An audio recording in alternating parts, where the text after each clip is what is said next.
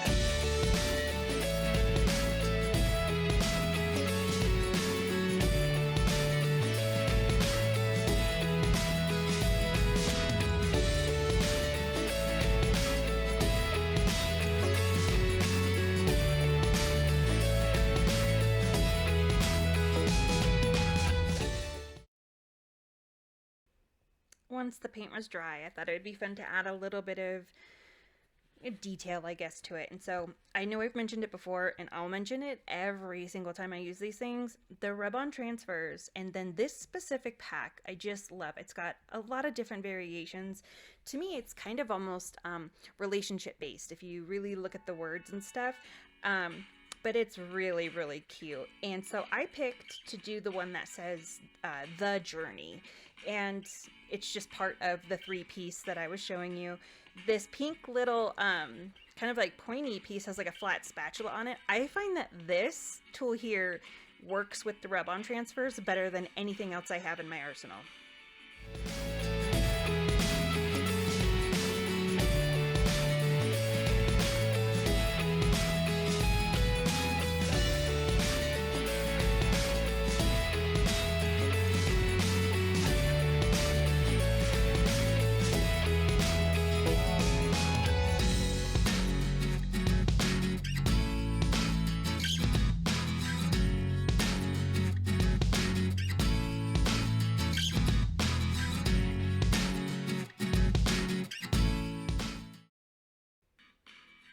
Okay, so we've got canvas 2 of 3 now. What I really liked about this one was the rainbow shape to it. You know, again, it's very modern, very fun. However, the black print was a very, very, very shiny black print, and I really didn't like that.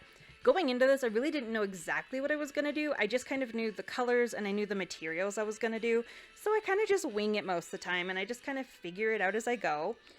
Again, the paint that I used here, it's a combination of white Waverly chalk paint, but then there's also, it got its color from a Dollar Tree paint that I used. I'll get the name of that and I'll add it in the description box down below in case you're interested.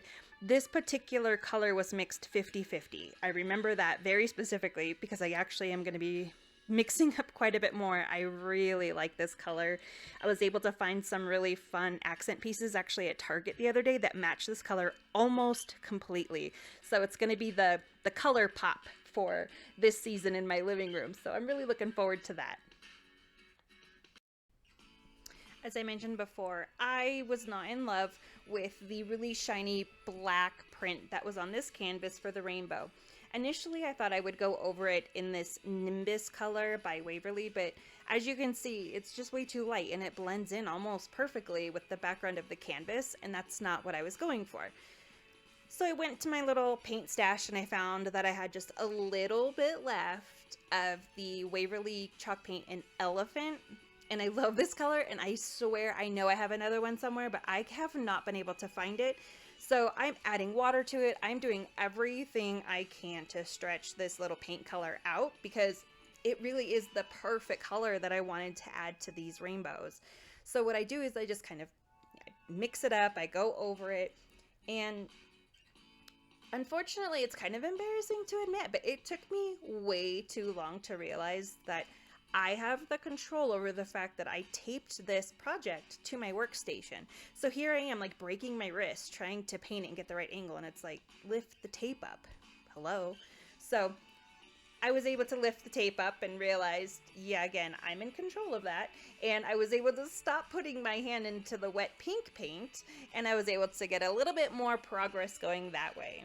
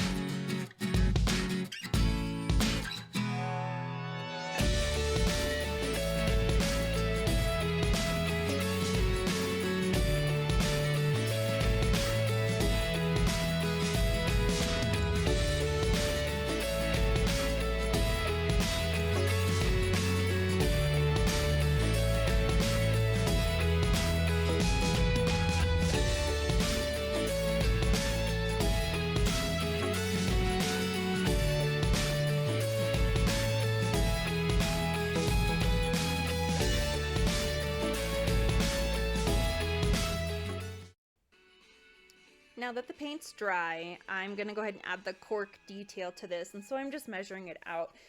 One thing though is you can see it's kind of the cork detail itself. It's like cracked down the middle. Sorry, you can probably hear the baby in the background. I